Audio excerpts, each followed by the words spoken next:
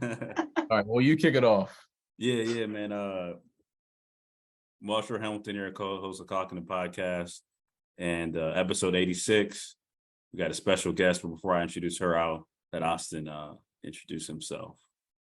Yeah, co-host Austin Hamilton here, and like Marshall said, we've got a very, very special guest, and looking forward to learning more about her story, and what she's about when it comes to the game of basketball and what she's doing. So yeah, I look forward to this, man. Yeah, so without further ado, we have Coach Patty Medina on with us. We have usually, like, if we were in person, we have drops, so we would cue like the applause and all that stuff. So we had to do for those spirit fingers. Yeah, spirit finger clap. But yeah, just so people know how I even got connected with her. Shout out to. Oh, we gotta pay the bills. We gotta pay the bills. Oh yeah. We gotta sponsor Patty that keeps a couple of the lights on. Not all of the lights, but a couple of the lights on. Yeah. We gotta shout out our sponsors. So before we get into it, shout out to Ike Underwood with the real estate agent registered in Virginia. Single mom, Marine veteran, doing a lot of great things. Helping people buy and sell homes, but she's also a homeowner herself and has like 3 or 4 properties in Virginia. So if you're interested, shout out to the single moms. Yeah, there you go. Yeah, she's doing big things. So shout out to Aiko for sponsoring the pod, and look at our website, clockingpod.com, to see more information. So we got connected with Coach Patty Medina through a mutual friend and follower, Tyler Hamilton. He's been a family friend of ours since like 2000. Graduated with my oldest brother, Walter, and he had posted some stuff on his story from her profile, and I was like, first off, I'm like, I didn't even know Latina women played basketball, let alone coached it. You know what I'm saying? So where we're from, it's probably like 40% Hispanic. But that kind of caught my eye, and I looked at her profile and kind of been following since. She's based in Baltimore, Maryland area, which isn't far from us. And it's a pleasure to have her on. We were trying to get her on before the end of Hispanic Heritage Month, but some things came up. But we're gonna still act like it's still Hispanic Heritage Month. But I'll let Patty introduce herself, and then we'll kind of get into it. So, well, first off, I appreciate both of you having me on. It's an honor, and appreciate the connect. And when you get on social media, it really shrinks the world, and especially when you're in basketball, like everybody knows everybody. So, shout out to everybody that's a mutual friend and mutual connection for us. I do actually. It's a funny story that I was supposed to be on with you guys last week, and we had a change in staff. So I don't know if you kind of picked up on it on my social media, but I had stopped coaching. So I haven't coached in about 2 years. And I've been trying to stay away from it because I'm like, okay, work-life balance. And I too am a single mom. And so my son just is getting ready to start high school. So I'm like, I want to focus on my son's playing career, like not playing career, but I want to be able to be at games and not be traveling for games. And so the week before last, we actually had a change in staff for women's basketball, and coincidentally, the head coach, we had to unfortunately let him go, and he didn't have a first assistant in place at the time. We were actually going through the hiring process for a first assistant. So, of course, the only other person in the office that has a background in women's basketball was me. And my first thing was like, no, I'm not doing it. Right. Like, I'm not, and I had met some of the girls on the team, and I genuinely enjoy some of the girls, but then there was other ones that I'm like, she's going to give me a run for my money type thing. So long story short, I've been interim head coach for the past 2 weeks. And so it was like a complete change in schedule. And So yeah, so I apologize for having flaked. You know, I try to be a woman of my word, and No, it was you're just good. it was overwhelming. And so it got to a point where I was just like, you know what, like, um, yeah, it was just a lot. But on the backside of that, you know, I had taken 2 years off, and coincidentally, on the last day of Hispanic Heritage Month, I got to coach against the only other female Latina that I have ever like coached against. Wow. So I've been coaching 16 years, and in 16 years, I've never coached against like a female Latina.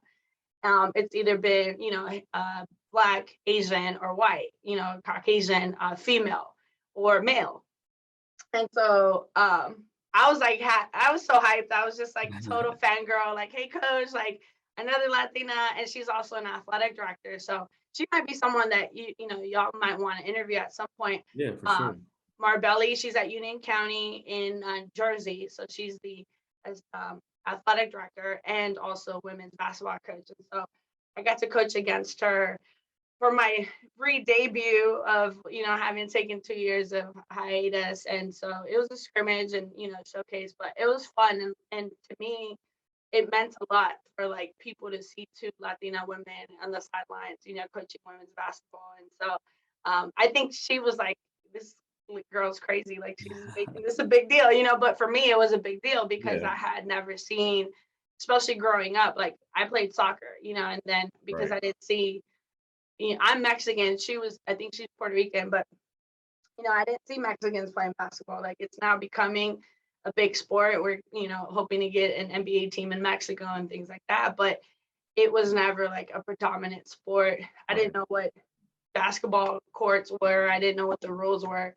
And so I started playing in sixth grade and then fell in love with it, you know, and I forgot about soccer and I kept playing. And I went to college. I was going to play in college, and then I decided I wanted to start adulting way too soon and bought a car and had a car note. So I had to work. And that's when I was introduced to the idea of becoming a coach. Hmm. And, you know, I was 18. I was 18 years old, and they were like, hey, do you want to coach middle school basketball? You know, I was like, why not? Like, if I'm not going to play, I might as well coach it. And then 16 years passed by, and I was coaching. I was still coaching. So I coached middle school for a year, and then I coached JV, varsity head coach, JV head coach, and then varsity assistant. Yep. And then one of the high school girls that I coached ended up playing JUCO. And she said, hey, we need a practice player and like a scorekeeper. Like, and I told coach about you. So, you know, you should come. So I was like, all right, why not? You know, so I went, and then his assistant ended up like resigning halfway through the season. And so he's like, you've been at all the practices, like, you want to be an assistant. So then I got put on staff for a JUCO team. We won conference that year. The next year I had like my first coaching, like paid coaching job, and just kept climbing up, you know. And as a young coach, I did want to be like a Division I coach. I was like, yeah, one day I'll be a Division I coach. But then as I got into the business and I got to see the back end of it, which that's a whole nother conversation. But Yeah. once I got to see the back end of it, I'm like, I'm cool off D1. Like, I'll do NAIA. And if I ever go back to coaching, like, I'll do JUCO or NAIA. And so sure enough, I've been running away from it for 2 years. Like, you know, I coach my son's like middle school team and things like that. And like, I run the basketball camp. So for me, Yeah. that's like how I scratch my itch with coaching. Right. But it's just funny because I'm like, the more you try to run away from it, the more it, like, you know, follows you. And so so that's been like, in a nutshell, that's been my life in the last, you know, 37 years. So. I have one question. When you were added as a practice player, were you cooking? Were you cooking? You know what? Like, one thing about I actually became a better player after high school, because when I started coaching, I was like, okay, if I'm gonna coach this, I have to know how to do it. And so like, I was a gym rat more after high school than I was during high school. During high school, my mentality was like, oh, social life, sisterhood, bonding, you know, quality time with my teammates. But to answer your question, like, they were making me better, and I was actually a better player post high school, post playing career than when I was playing, because it got to a point where it's like, you know, if they tell you, yo, coach, let's go one-on-one, like, you have to, because then they don't respect you. So yeah, so it was fun.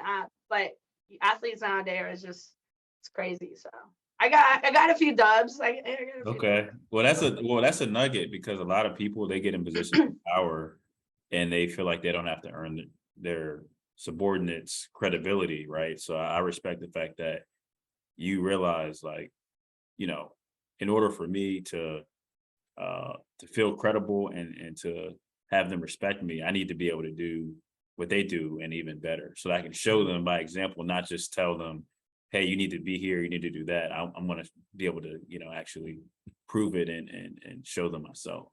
Yeah, and not to like play the race card, but the fact that I'm a type of player that they don't normally see, it makes it even harder for me to like earn my stripes, because in their mind, oh, you're 5'7", like you're Hispanic, like there aren't many Hispanic ball players, and so not only do I have to like earn their respect, I have to also like demonstrate it, that that I know what I'm talking about. And so that's something, even as a coach, like that's one of the biggest challenges that I've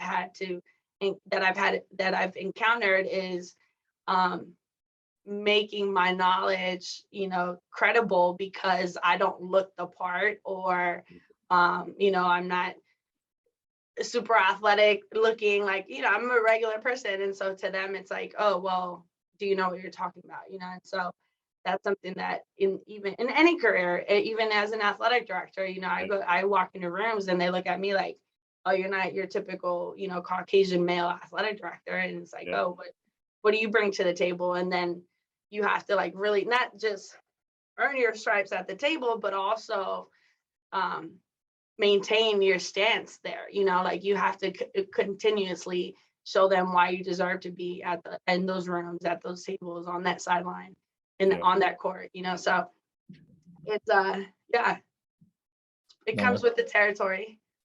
definitely. That's powerful. And you touched on a lot, Patty, just from your path and to where you're at now. But I'm interested in just kind of going back. You mentioned, I think you said you started in the 6th grade. So twofold question. Are you from the Baltimore area? And No, so okay. I was actually born in Mexico. So my son is actually first generation. So Okay. I'm an immigrant myself. So and then I grew up in San Diego. So I'm originally born in Mexico, raised in Cali, and then I've actually only been in the DMV area for 2 years. Oh wow. Okay. So you're Yeah. still About to pretty say, why'd you leave San Diego? right. I've been there. Yeah. Let me tell you this. Gas right now is $6.75, and a one Oh bedroom yeah, apartment is $2,400. yeah. I was out there last summer. It's the price. It's fun to visit. I joked and I was like, the gas prices look like, fast food menu prices, Mhm. right? And yeah, I mean, I stayed out there like Airbnb for, I think, 3 or 4 days. I've been there for work once, and I went there Yeah. last year for pleasure. And I mean, the weather is just Yeah, it's unreal. it's amazing. But yeah, the cost of living. We have a couple friends that are from here that moved out there. People we went to high school with, and yeah, it's stupid how much. Yeah. No, I tell my parents, I'm like, people that live here are like self-inflicted struggle. Like you guys are just struggling just for no reason, because everything they complain about, that they would potentially miss. Like I don't miss it. Like the weather, okay, cool. Like we have air conditioning and we have the 4 seasons here. Right. But yeah, no, for me it was the livelihood. I wanted a better livelihood and experience. And so yeah, I ended up leaving. I actually coached in Texas for a year. So I stopped in Texas for a year. And then once I was in Texas, I had a job offer at Bowie State. And so I was like, well, I already made it to Texas. Like, why not make it to the East Coast? And so picked up and moved from Texas. And I worked at Bowie State for a semester. And then I'm a sports management professor as well. So I taught sports management at Bowie State. Yeah. And then I got into the athletic director side of everything.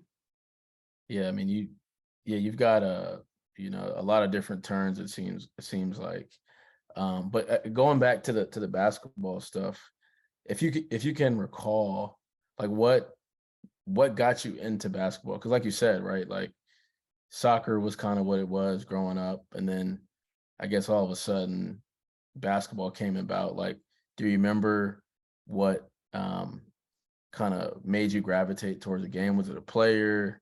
Was it, what It was can a you coach. It coach? was a coach. Yeah, it was a coach because the way I got introduced to basketball is, so there's this in California, like the high schools reach out to the feeder program. So like if you have a high school and there's 4 elementary schools in the area, then the varsity basketball players go into those elementary schools and they coach teams. And then on Saturdays they get together and play at the high school.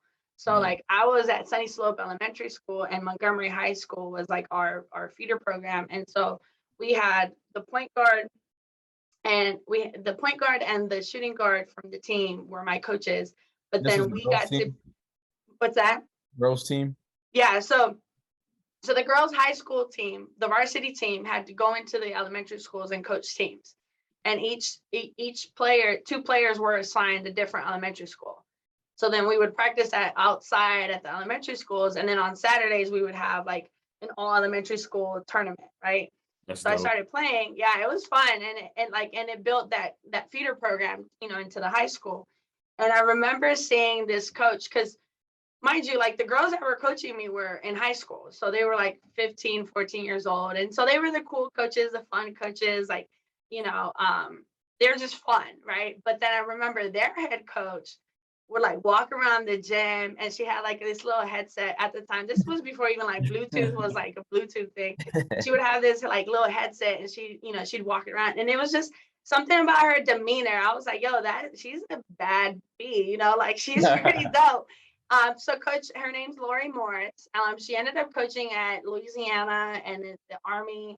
So she went on into coach at the college level. And to this day, like I have her as a Facebook friend, and I'm like, dude, like just having seen her, and like she always had the same outfit, and it was just like, you know how people be like, oh yeah, the gym teachers, they have like their khakis and their like Right. polos. She would have like the same outfit. It was like these like capri pants or capri shorts and like a polo, and then her little ear set. And she was just like, to me, that was my introduction to a female in a leadership position. Mm. Because in Mexico, like you don't see women, now you do, but you don't see women in leadership positions. You see women in subordinate positions, and um, housewives and things like that. And so when I met her, I'm like, yo, you can be a female and be, excuse me, a badass, and so I Yeah, was like, all you right, good. cool. Like I want to do what she's doing. And they're like, oh yeah, that's our coach, Coach Morris, and so like I just gravitated towards her. I was in 6th grade. I wanted to play for her in high school, like, and obviously life happened, but I didn't end up playing for her. But we maintained communication, and she's one of the reasons why I'm coaching. And then my high school coach was also a female, and she was also pretty badass. So it was just the leadership, like seeing women in male dominated fields. To me, that was empowering, and so I was like, I want to do that. And so yeah, it was that's what really, when I realized, like, and I don't know if it was like, oh hey, basketball is what it is. I think it was more the leadership, and then just basketball was just the means into how I would get into like a male dominated field. Like I get a kick out of being in a male dominated environment. Like it just feels like, we have ovaries and we can birth kids and y'all can't. And like there's just a sense of power in that, and so and then my dad has a construction company. And so I was helping run that company since I was 12.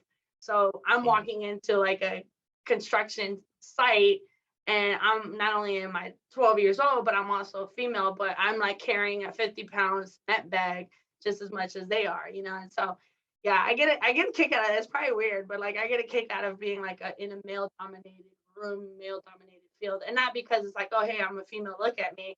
But it's like, hey, I can come in here and do exactly what you're doing and probably do it even better than you. But I think for me, that's what I got out of it. And that's what Coach Morris like represented for me, was like, you can be a woman and like really just like change the energy in a room, and that's what she would do. Like she'd walk into the gym and it's just like the energy was different. And I wanted to do that. So I was like, all right, so here I am.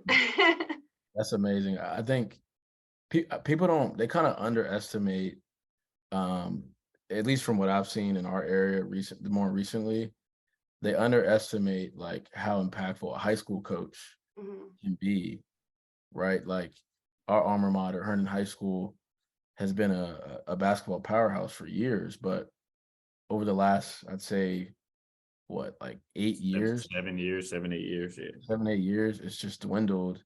Yeah. And I feel like there's been a disconnect from, the high school coach going to see the elementary school kids or different Mhm. select leagues, having the camps, because we look forward to going to those camps. Like honestly, and I've said this plenty of times, I wanted to play for my high school like way more than playing Division 1 or playing pro.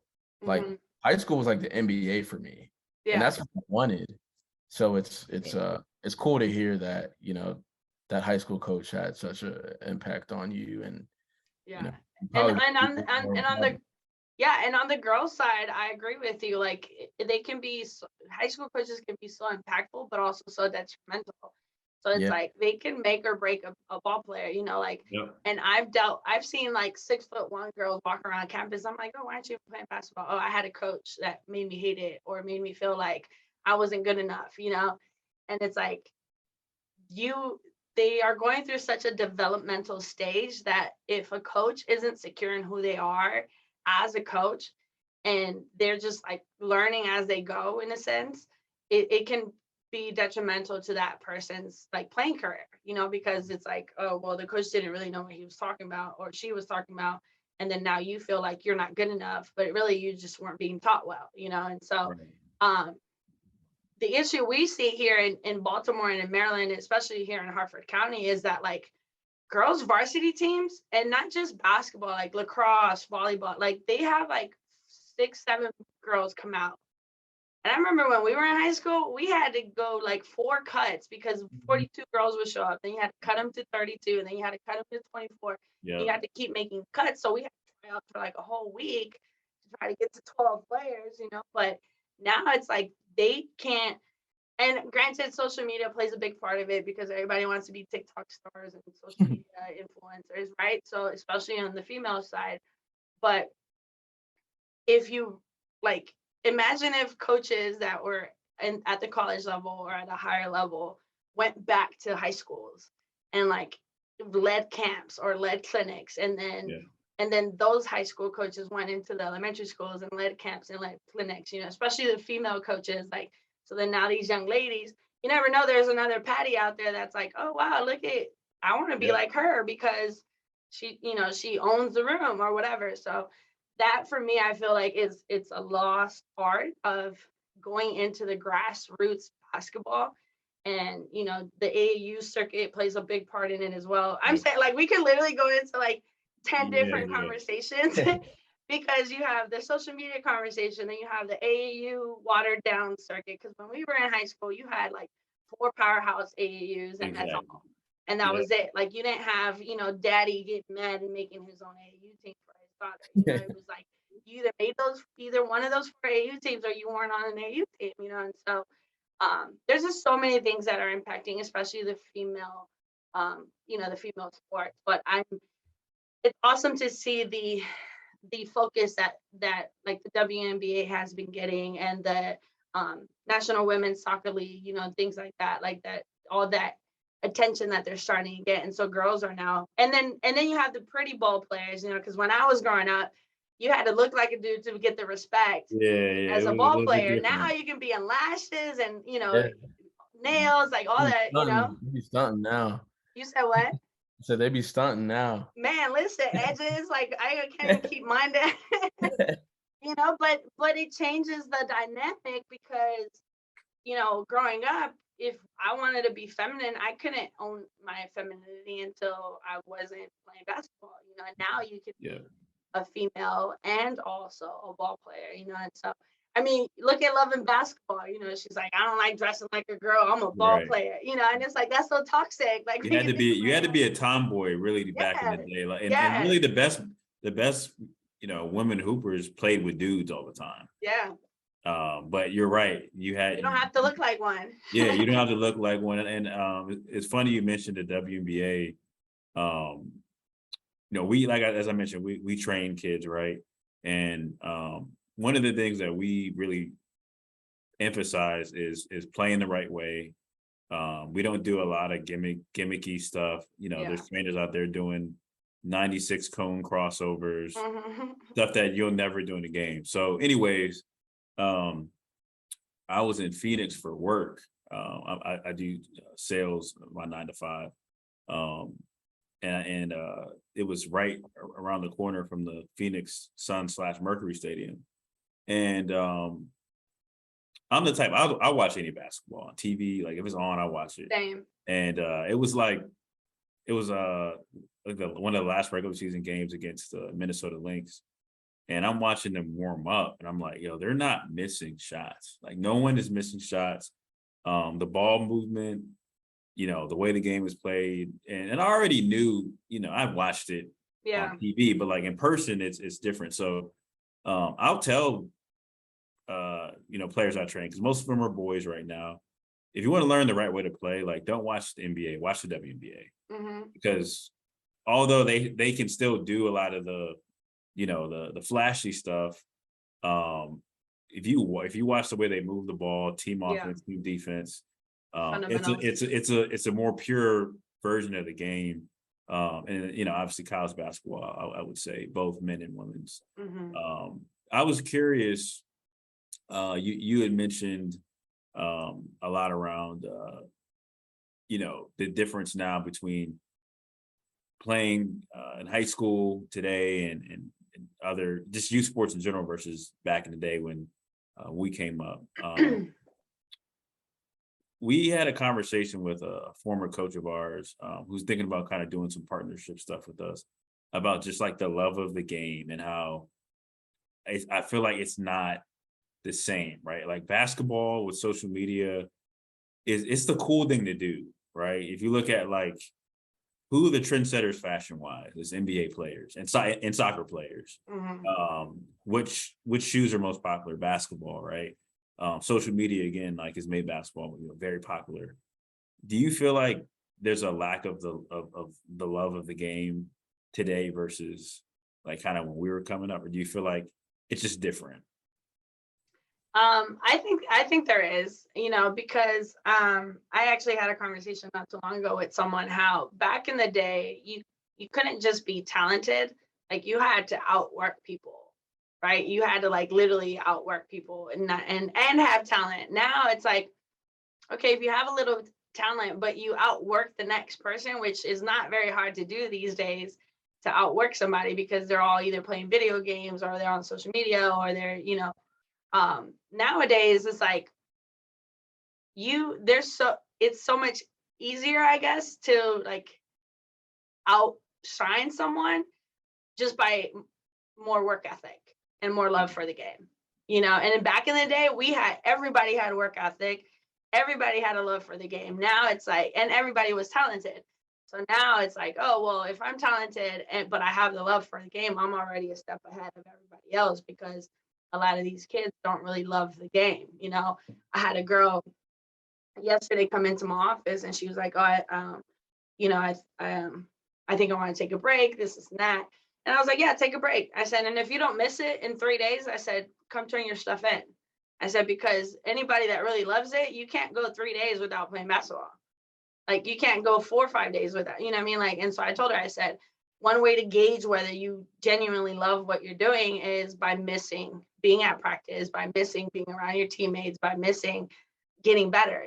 Like you see the gym rats literally in the gym. Like I have some guys that like call me on Saturday and be like, can you open the gym? And so I think, yeah, I agree with you. I think that the love for the game is low. I think it's more the love for the popularity and the spotlight, and the fame that it comes with it. If you're a ball player on social media, you already have a step up from somebody else, and so yeah, I think it's becoming more. And then you have the whole NIL stuff, where these athletes don't even have to play, they just kind of take pictures in a uniform and do a few moves here and there, and they're still earning billions of dollars. So it's tough. It's a different.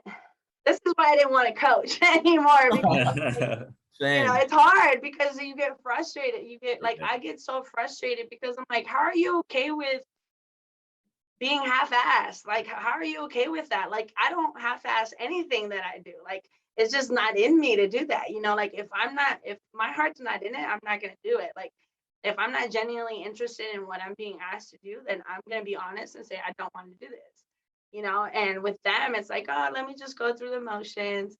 And I'm like, you could be doing 100 other things right now instead of just wasting your time being in Yeah.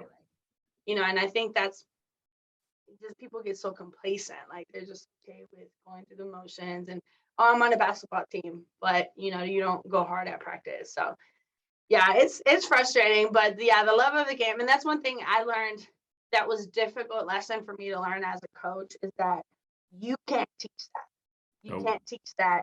You can't instill it in someone. The only people that can really instill the love of the game for someone are like the elementary and high school coaches, because at that point it's new and they're like they can either make or break their love for the sport. But at the high school college level, by the time they get to that age, they either genuinely love it or they're just doing it just to do it, or because their parent is living vicariously through the child. Yeah. It's just that's why for me it's hard to coach these days, because it's like I want it more than they do sometimes. Yeah. That's the frustrating part. So It's interesting you say that you can't instill that, but the crazy thing is at any level you can kill it, right? It can be killed at any time, yeah. but there is I agree. I think there is like kind of an expiration date on when it can be generated, because a lot of players, they're playing for the likes. They're playing, some of them are playing because they're actually good, and they feel like they have to. Yeah. You're like, well, I'm good at it. So, but I think, and I'd love to get your thoughts. And Austin, please feel free to jump in if you have any questions. But I feel like the lack of just playing just to play, right? Like we're trainers, right? We're trainers. We get paid. It's part of our business. But we'll tell people like, you're going to be with us once, maybe twice a week. Go play one-on-one, go play 21, go play 3-on, like go play pickup. Kids don't play pickup.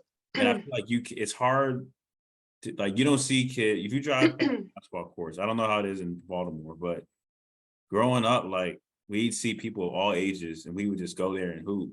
Nowadays, I mean, you'll see like, it actually kind of blows me. You'll see like the dad who can't really hoop trying to like teach the kid who is awful.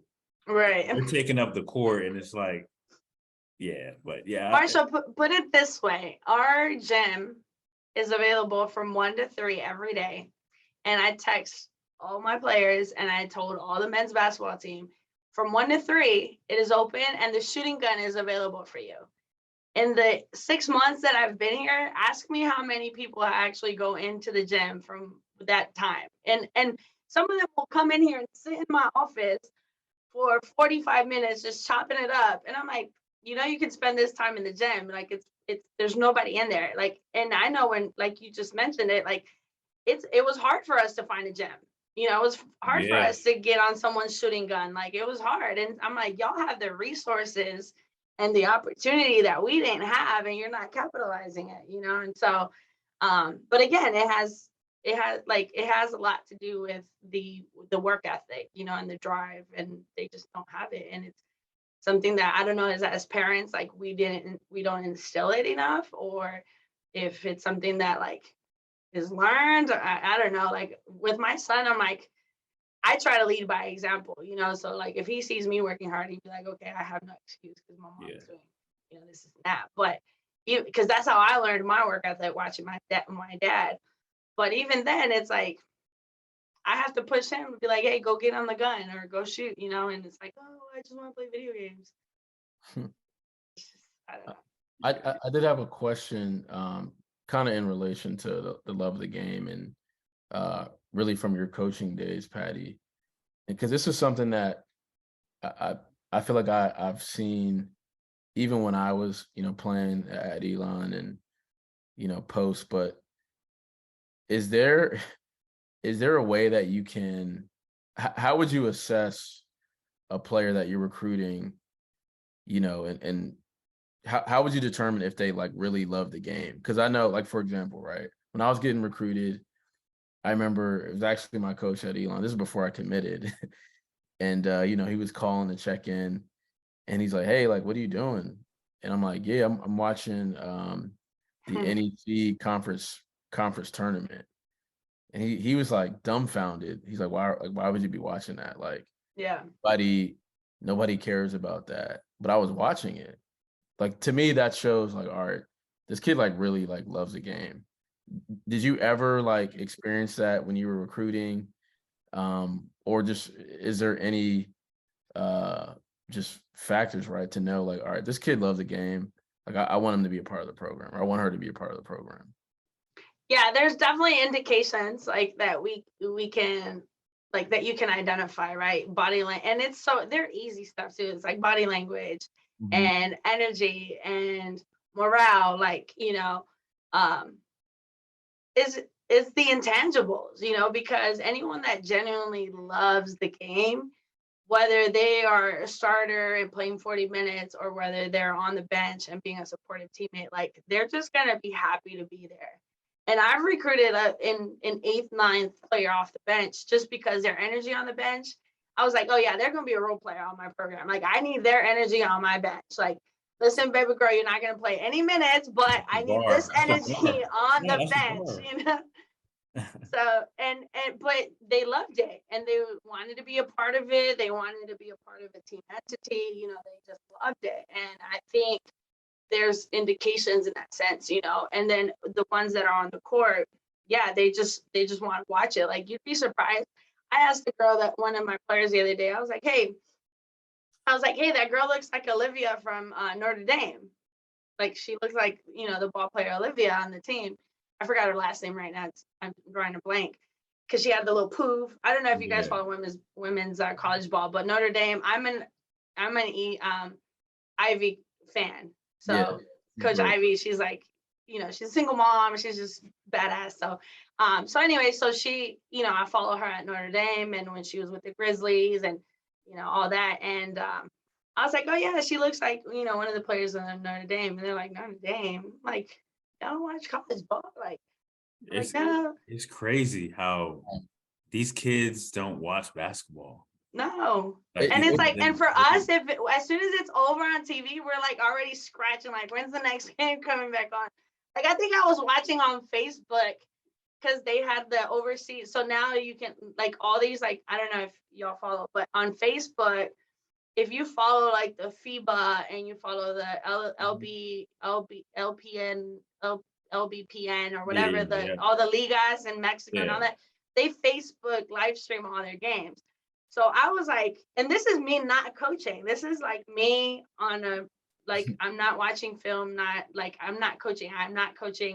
But I'm like at my house watching a Facebook live game of some team playing in like Michoacan for a national championship, and it's like they had like a Louisville grad on the team, and so I'm like looking up their rosters and like but it's like I genuinely love watching basketball, and it's like you don't find that these days. Like, the other day, one of the girls I'm like, "You're watching a basketball game?" She's like, "Oh yeah, I'm watching Donda.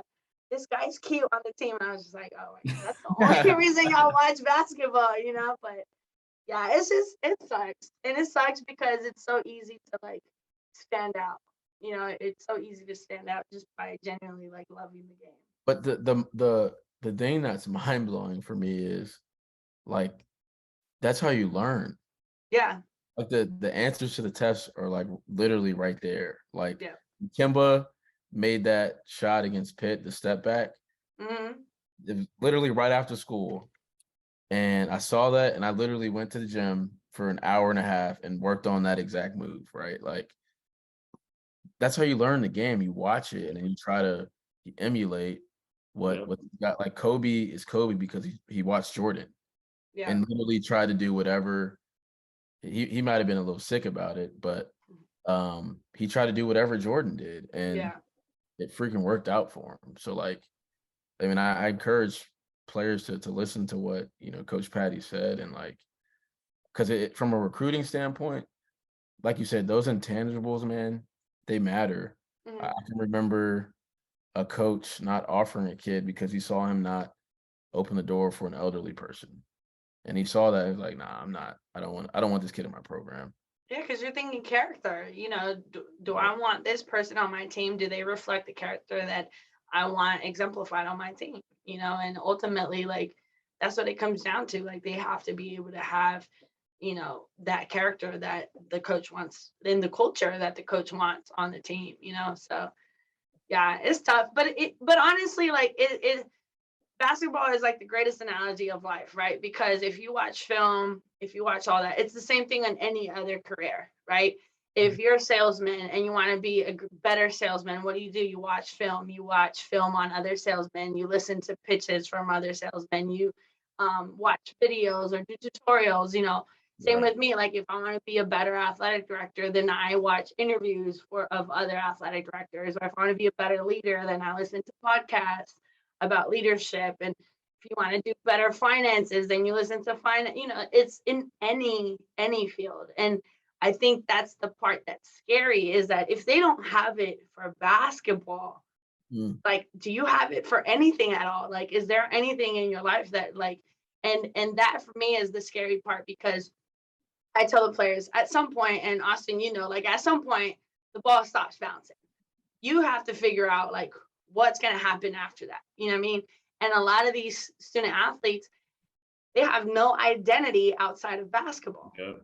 And because all they do is play video games and play basketball. And then they don't realize, like, I don't have any hobbies outside of basketball or playing video games. And video games is not going to make me any money. So it's like, that's the thing that, even with these girls, like, I'm sitting with them because, they want me to talk to coaches. And I'm like, okay, well, do you want to go to PWR and HBCU? I don't know. Okay, well, do you want to go to a big school or a smaller school? Do you want, like, a big college experience or a small college experience? I don't know. And I'm like, you know what? Go do some homework, do some self-reflection, figure out who you are, because I'm Yeah. not going to go and call a coach that is in Iowa in the middle of nowhere, and you want to go to an HBCU that has homecoming and a band. Like, I need to know what you want. And a lot of them don't know what they want, even with to that extent, in the transferring portion of it. So it scares me for them. Like, I'm scared for them. Like, I feel like, and I had this conversation with, my friend here at work. I'm like, were we that lost at their age? Like, I feel like at their age, like, we were like, yeah, this is what we want to do, and it's like, we just kind of put our foot down. It was like, that's what it is. So it's crazy. It's sad, actually. I think that parents are these days are overly involved in like every decision for their kid. Yeah. So I think part of the issue is a lot of these kids had never really thought for themselves, right? Their parents, especially, ones who came from pretty good backgrounds. Like out here, there's a lot of money in Northern Virginia. And I mean, we see this all the time where there's a kid who has basketball with us at 5, and then he has lacrosse after, and then Hmm. Thursday has soccer, and Friday has karate. And it's just like, talked about love of the game earlier, and it's like, how can you build a love for the game if you're like on an adult schedule, right? Yeah. Like, it's a job pretty much. And And then after that, it's like, well, when we get to middle school, you got to decide. Right. No, and I think that was something that we shouldn't have done. We shouldn't have been laser focused on basketball. We should have played other sports. And we ended up tearing our ACL, which you could argue is the reason why we kept using Yeah. those same muscles and movements. But yeah, I agree, Marshall. It's just become so much of a competition, especially in Northern Virginia. It and I think that's a big reason why these kids don't really love the game, because Yeah. they don't have a choice to develop and actually hone in that love. Yeah. I do Well, I have mean, go ahead. I was gonna say, it's one of the reasons I haven't put my son in AAU ball yet, because it's like they play like NBA schedules over the summer. Like, at some point, it's gonna take a toll, at some point it's gonna take a toll. Like you're playing 182 games in 18 3 months. weekends. Like Yeah. it's ridiculous, you know. And So it used to be just in the summer. Now it's year yeah, round. And it's like, looking back, I played a game at 8 a.m., which is wild. I had a hot dog and then in soda and Starburst. And then I played another game at 10. And I went to the hotel or went back home and then came back at like 5 and had a game. And it's like, and in AAU, especially even back then, AAU, you're not really, it's very rare that you, kind of learn how to play the right way. You're just kind of right. like running and gunning. It's a layup drill. Yeah, and I think that and this relates to pickup ball as well. One of the things that we see today that is just lacking is kids don't hate to lose. And if you don't play pickup, you're not going to hate to lose. Mm-mm. If all you play is AAU, where you play 257 games, and if you lose this one, it's like whatever. I have 100 and I have 250 Right. games left. So this is like, oh, like losing is just I just need to get mine, right? So then you have players, and I'm sure you've dealt with this. Player has 25 and they're like this. As soon as after the game, they lost, go straight to the box score. Look, it's like, yo, you lost. Right. Who cares how many you had? Not enough. Yeah, it doesn't matter. I did want to get into the clock in or clock out.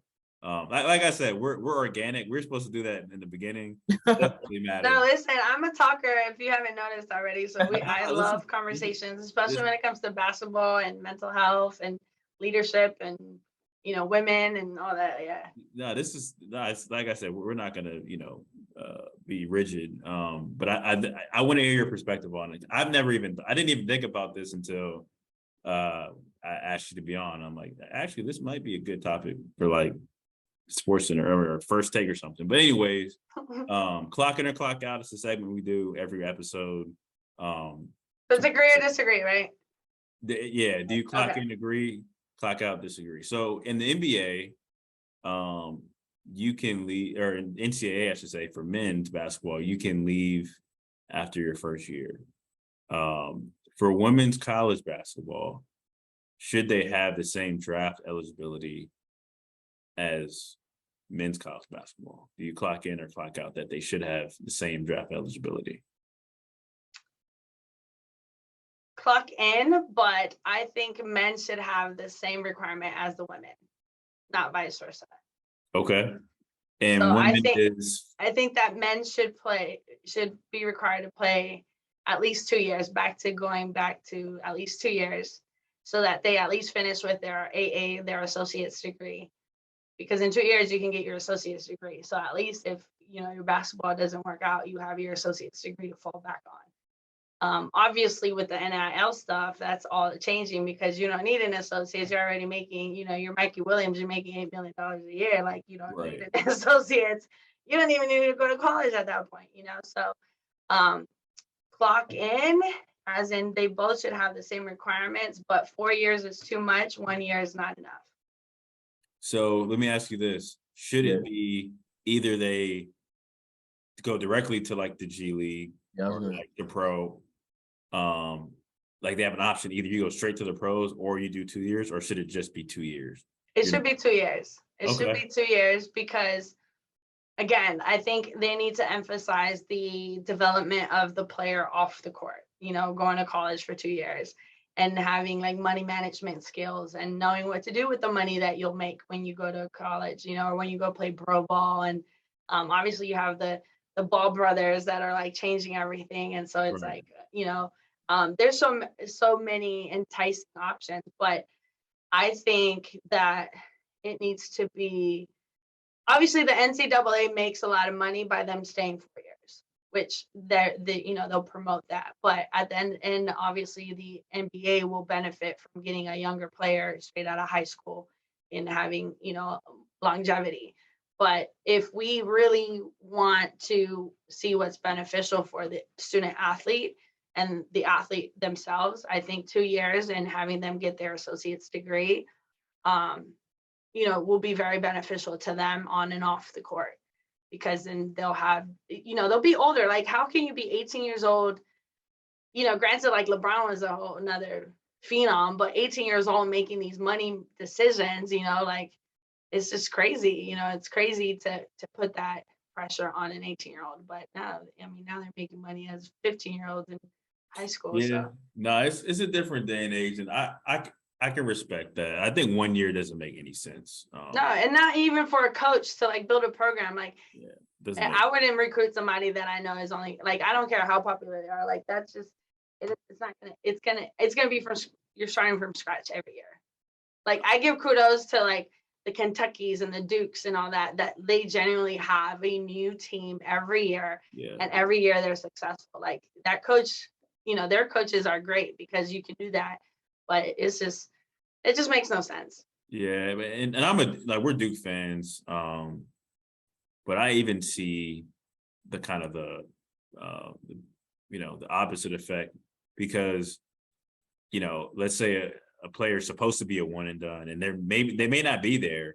Well, they already are recruiting someone for your position because they already told this point guard that you're going to be leaving. So then this guy ends up having to go to the draft essentially, because that's what they said. Yeah, like, we got someone else coming in. Right. And I've seen a lot of players who aren't really ready to make that leap to the league, and then they end up kind of fizzling out. But yeah, I was just curious because I had never really thought about, should it be the same for women and men, just because you don't see women leave early as often. And I went to a Division III school, and when you're like a young man, you're not thinking about your major, and right.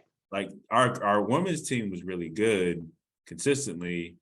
And, I would talk, I was cool with some of them, and I'm like, yeah, why'd you choose here? Some of them had like Division II offers, like full ride offers.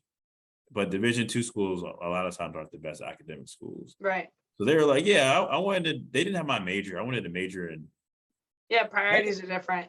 I'm like, you wanted to, you didn't take a full ride. You're like, what? I was undecided until my you wanted to major in nursing. You wanted to major in like you plan on going to chemistry or class? something. Right. Yeah.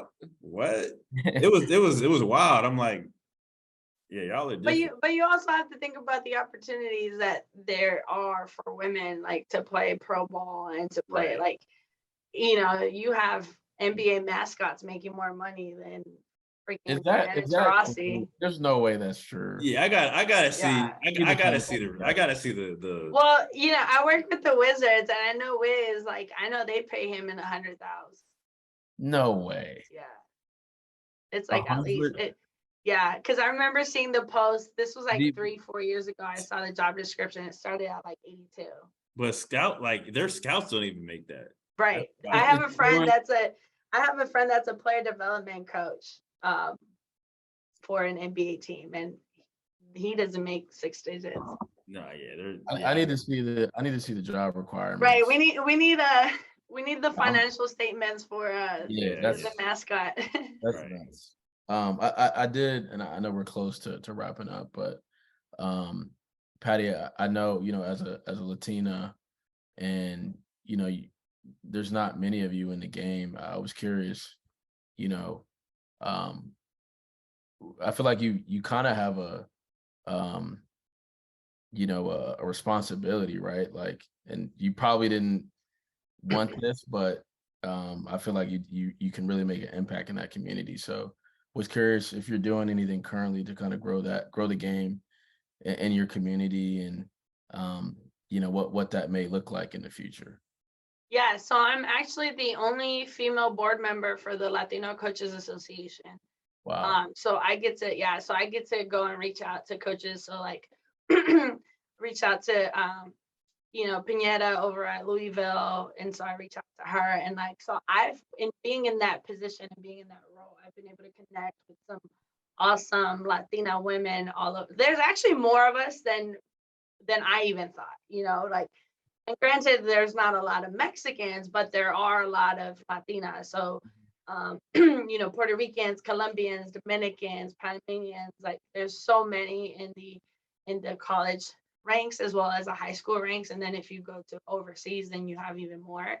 Um, but I take that as part of my assignment. And like you said, it's my duty, to do that and to represent. Like anytime I sit in a podcast, anytime I walk into a room, anytime I sit in a conference, anytime I, do any public speaking engagement, like I know that I'm not only representing myself, but I'm representing anyone that might look like me, or that might be from the same background as me. And so I know that if I screw it up, then they're going to be like, oh, then the next one's probably the same, And so, whereas like if I do great, then, they're going to be like, oh, well, let's go see if we find more Patties, And so it's definitely a lot of pressure because, I have to watch everything I do is premeditated, like what I post on social media, like how I act, what I wear, how I dress. Like, and I know a lot of people are like, oh, you're dramatic. Like you need to be you genuinely.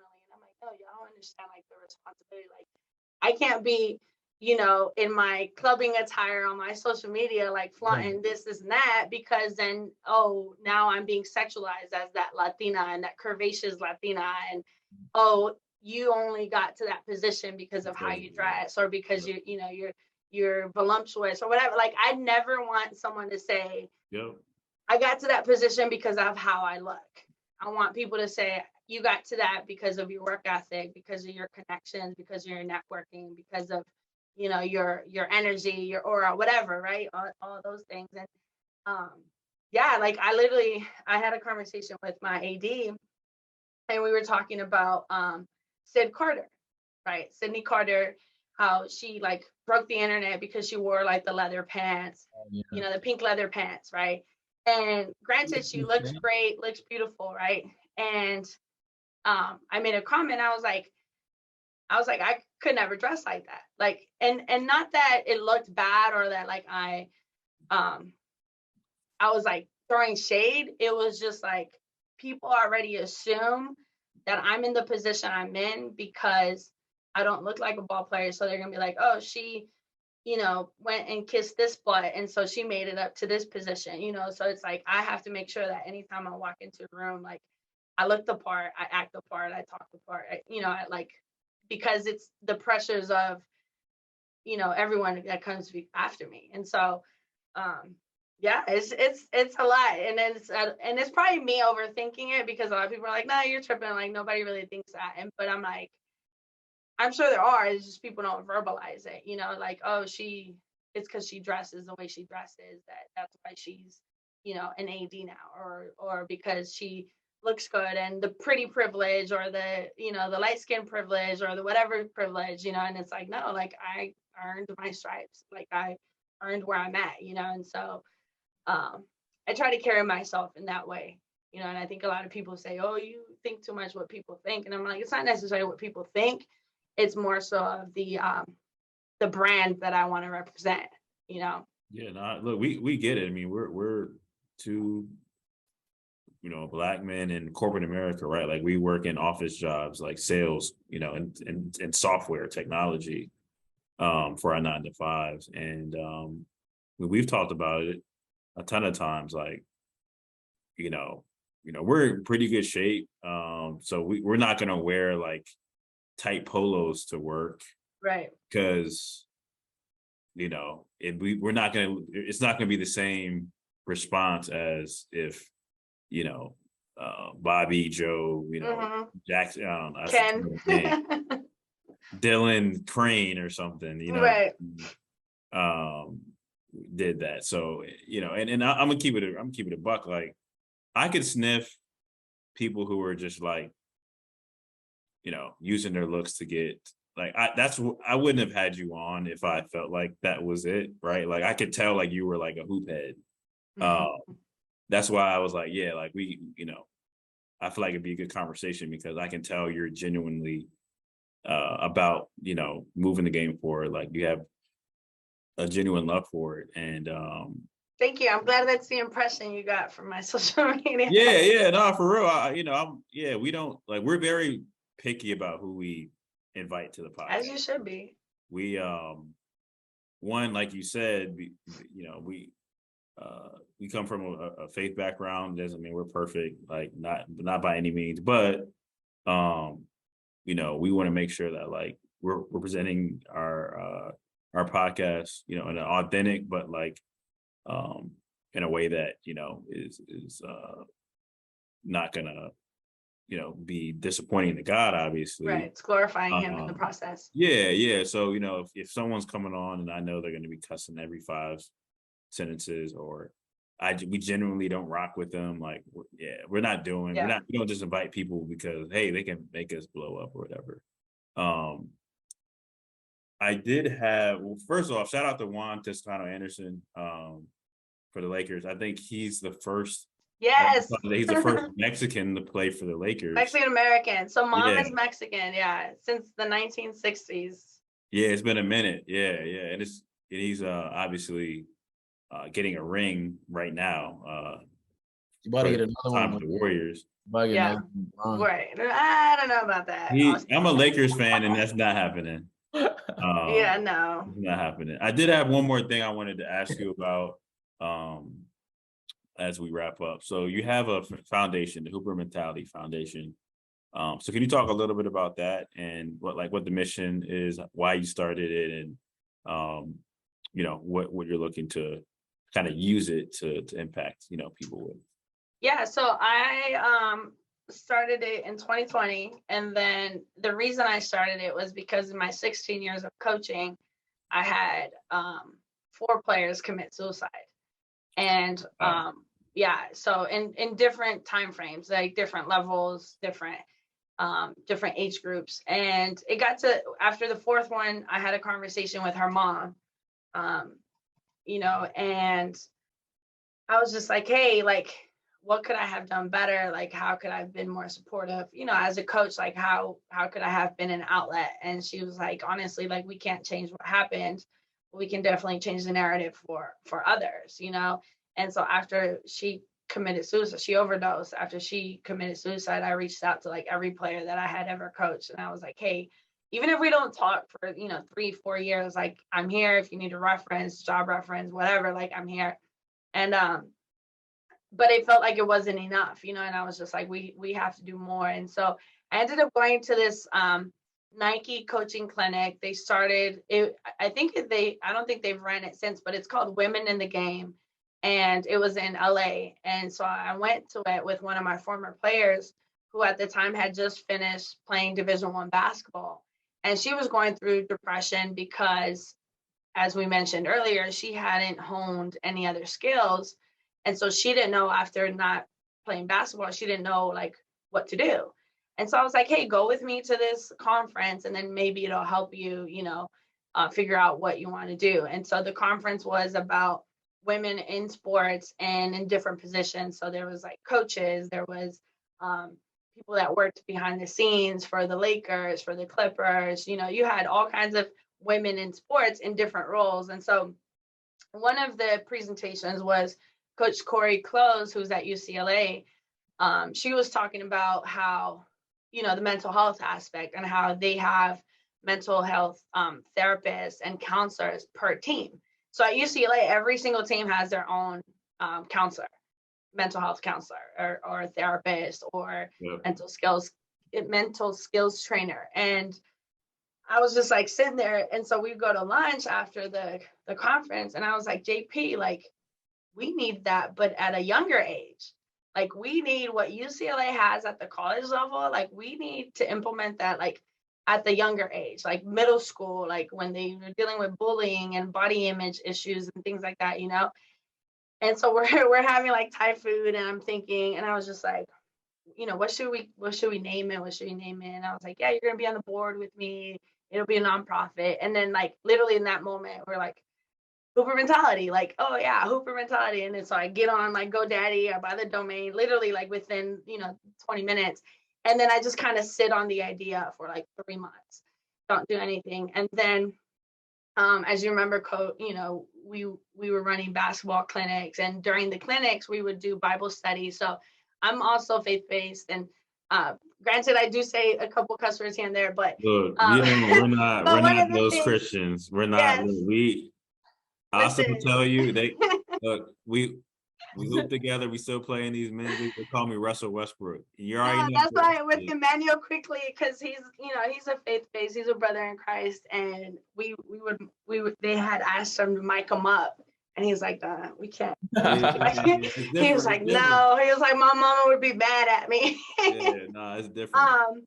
But yeah, so I was working at the time. I was working with a Christian nonprofit, Hope Leadership Foundation, and I was running their basketball camps. And at their basketball camps, I was leading Bible study.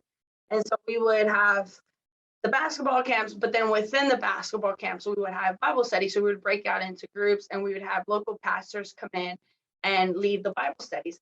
And the pastors that we would come in would be, pastors that look like you too, like young Black men that would like, one of them would walk in like some, top-notch sneakers, and the kids would be like, you're a pastor? Like, where are your gator boots and where's your suit? And he's like, nah, like I could dress like this and be a pastor. So we were trying to like tend to our demographic in a sense. And so, we were running these camps, and we had 285 kids at these camps. And so we would get them to the camps for basketball because they were free. But then once we had them there, it's like, okay, let's provide the word of God to them, and let's provide these Bible studies, and so then I went back after the conference. I went back to my boss for the nonprofit, and I was like, hey, Willie, like, what if on top of the Bible study, we bring in sports psychologists and we do like the mental fortitude aspect of it? And he's like, that's a great idea. So let's do it. And so we ended up doing it. And then I was like, hey, can we implement Hooper mentality in it? Have it be like a partnership. So next thing you know, we're doing Hope Leadership Foundation and Hooper mentality. And so we would give out t-shirts for both organizations, and we would have Bible study, and I would run the camps, and we would have breakout groups, and sports psychologists would come in, and we would talk about suicide, anxiety, depression, like all these things at camps. And like the parents would come back, and like sometimes you think, oh, these are heavy topics, right? But when you combine the word of God with these heavy topics, you're not just saying, hey, here's anxiety, here's depression, here's suicide tendencies, but here's the word of God, and this is how your armor and how we build it. So we would teach them memory verses, and they would have a memory verse throughout the week, and they had to learn it. And so the kids would walk out of there like regurgitating Bible verses, and so the parents would come back and be like, hey, Coach Patty, like for the first time ever, I had a conversation with my son about depression and anxiety or suicide. And so we would try to provide these outlets and these opportunities for the parents and the child to have dialogue about these topics that they're probably learning about on YouTube or these videos anyway. So it's like they need to have these conversations with the parents. So then the nonprofit led into the camps. And so we were doing camps, and then we started doing camp obviously in San Diego. And then I got invited to go back to my hometown in Mexico, and we ran a camp. And so we ran a camp in Mexico, and it was all in Spanish. And so we were talking about mental fortitude and Bible study in Spanish and things like that. So it's just been a dope experience. And then when COVID hit, we tried to find ways to be able to continue to, provide outlet for people. So we started doing interviews of people that athletes, kind of like Players Tribune, but in like a more local version of it, where we would get like San Diego would have been athletes and like talk about. So like one of the athletes that we had was DeMarco Sampson, who's from San Diego, Chula Vista, played at San Diego State. And then he was supposed to play with the Arizona Cardinals, and he did like 1 year with the Arizona Cardinals, and then fell off the face of the earth for like 10 years. And then came back out, and we had like 2 kids or whatever. And so I had him, a conversation with him, and he said how like he went into depression for those years, and talked about how like the pressures of making it and being a hometown hero were like too much, because he's getting these like 10-day contract, 1-day contract, 10-day contract, and he was just like, he felt like a failure, but only because of the pressures that everybody was placing on him. And so we ended up doing interviews, and it's just my life in general is like a plethora of projects. And so so with Hooper Mentality, we got into the clinics, the interviews, the Zoom and all that. And then the George Floyd situation happened, and I had an opportunity. Actually, my friends from the Bay Area, my college friends from the Bay Area, called me, and they're like, hey, we're going to organize this march, the children's march in the Bay Area, and we want Hooper Mentality to be a part of it.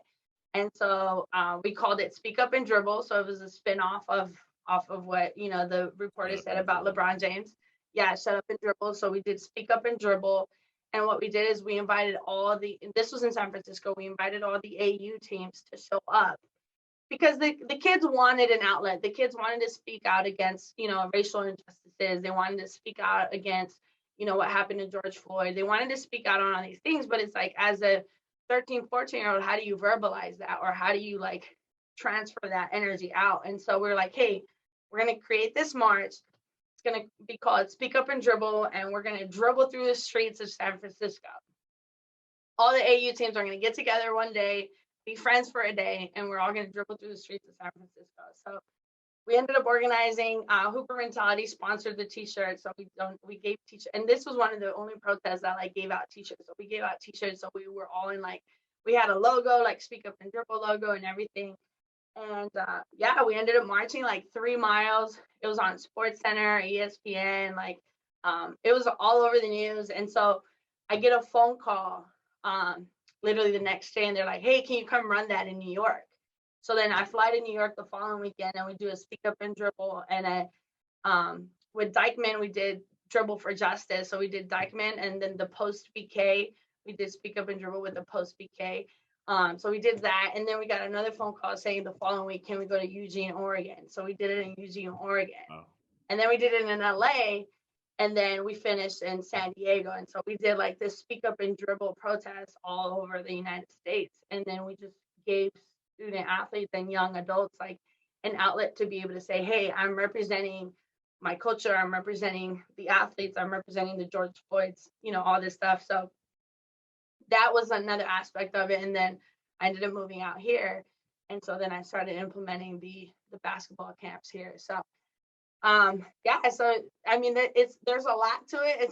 It's a big project, but it's more so like just trying to continue to encourage conversations about mental health, right? So like even with the hoodies, like we have Hooper Mentality hoodies, and I never wanted to be in apparel. Like I never wanted it to be an apparel, you know, like, oh, that's your company. No, it's my nonprofit. You know, it's a nonprofit. Oh, is that your brand? I'm like, no, it's our nonprofit. You know, but what I realized is that I was wearing a Hooper Mentality. I had gotten just the coaches like a Hooper Mentality hoodie, so I had the logo, trademark, and everything. And for Christmas of 2020, I gave my coaches a hoodie.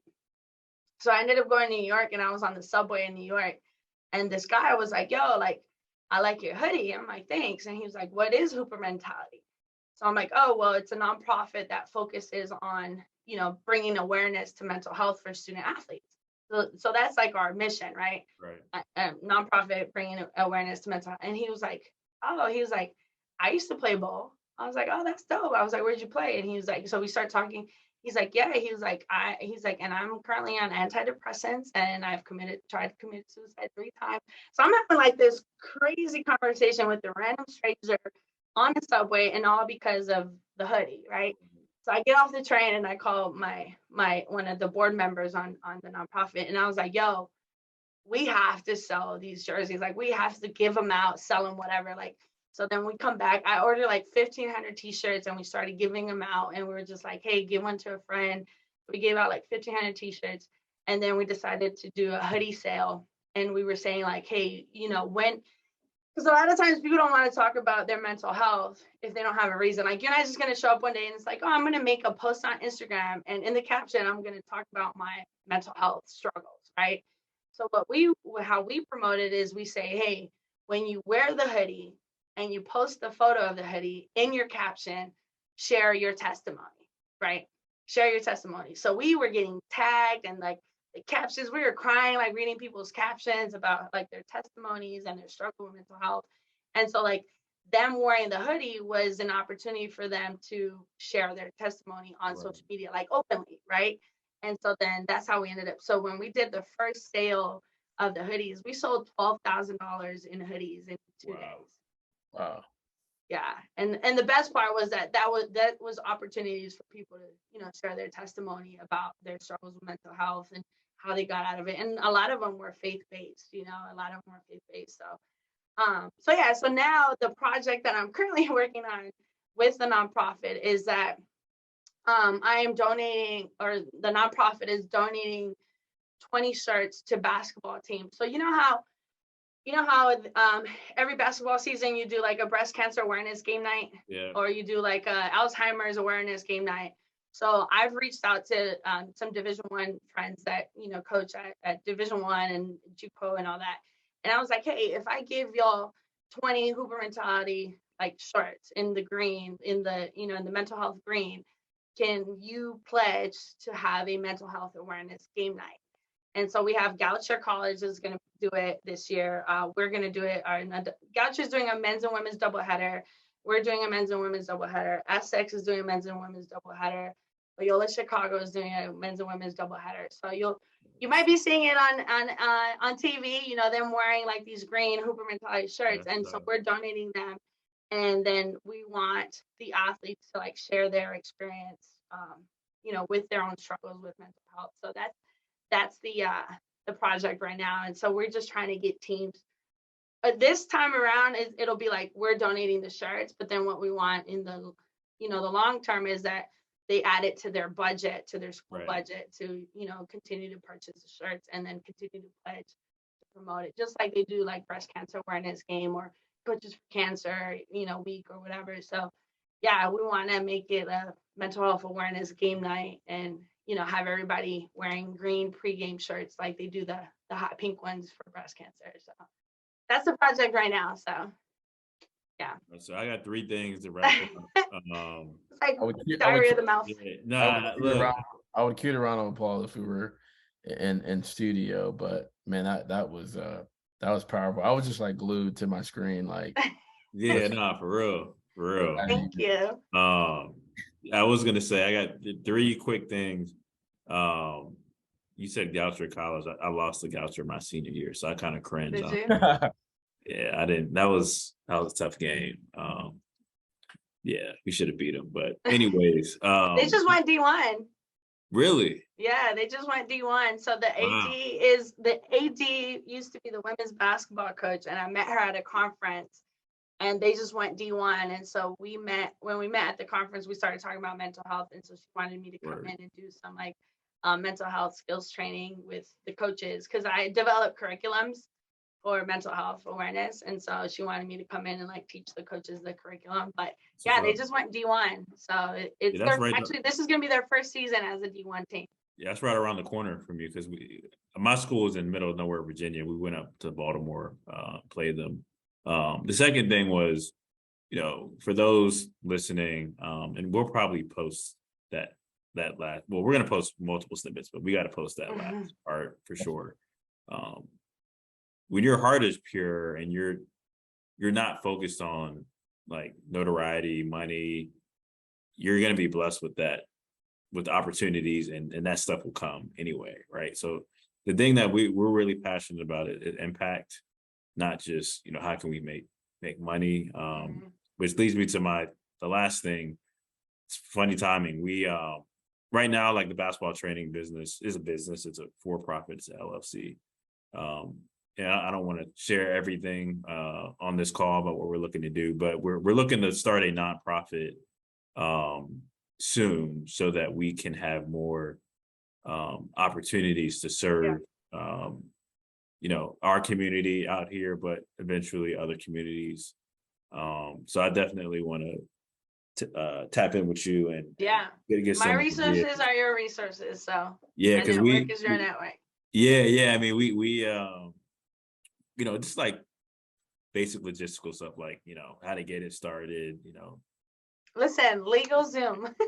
That's what one of my boys said. He said legal Zoom. I was like, you know what? Yeah. I'll pay the extra $400 if I don't have to do anything, and it's gonna be top, and that's what it was. And it was during COVID. I did it during COVID, so they took care of everything. So, and to this day, like, I use them and their attorneys, and I did my trademark through them, and I did my LLC through them, and I did my nonprofit through them. So cool. Yeah.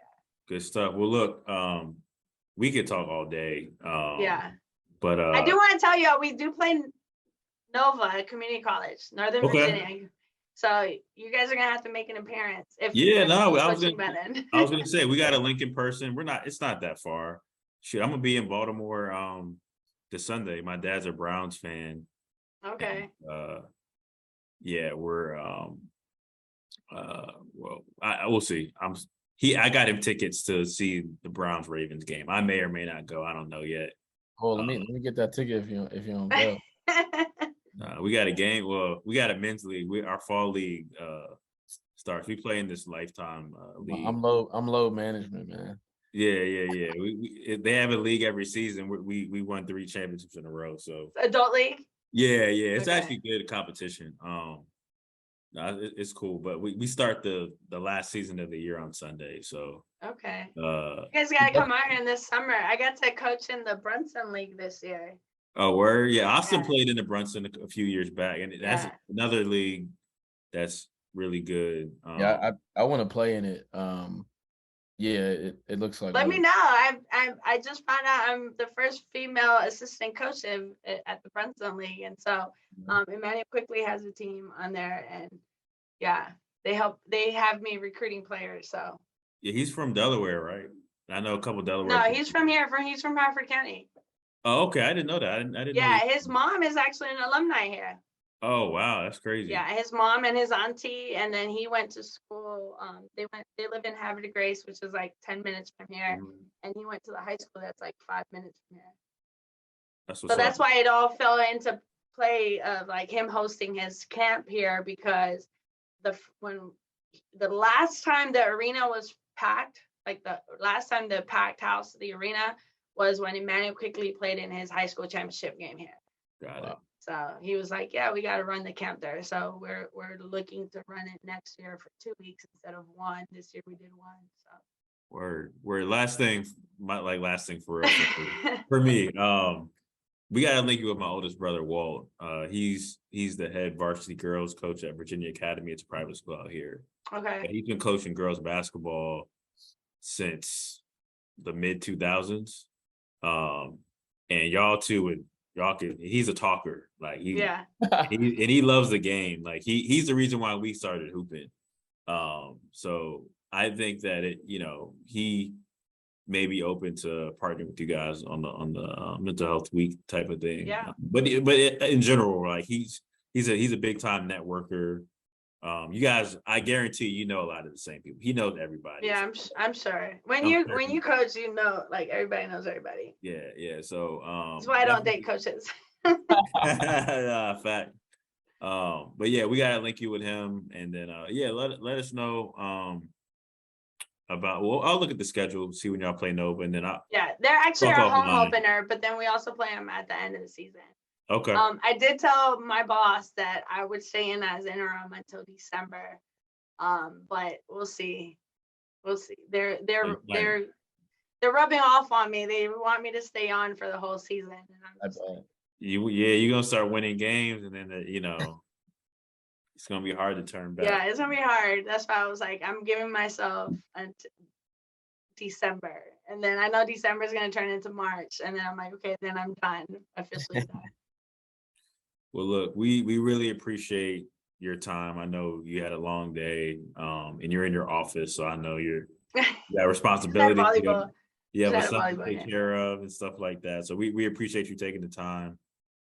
This was a really good episode, and we look forward to collabing with you in person. Yeah, likewise. And I'm sure we'll have you back on at some point, and hopefully you can come out here so we can.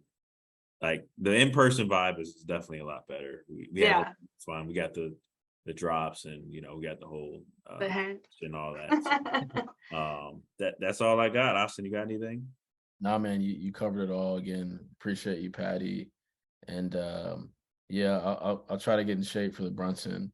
Yeah, make sure y'all drop buckets in this grown man league.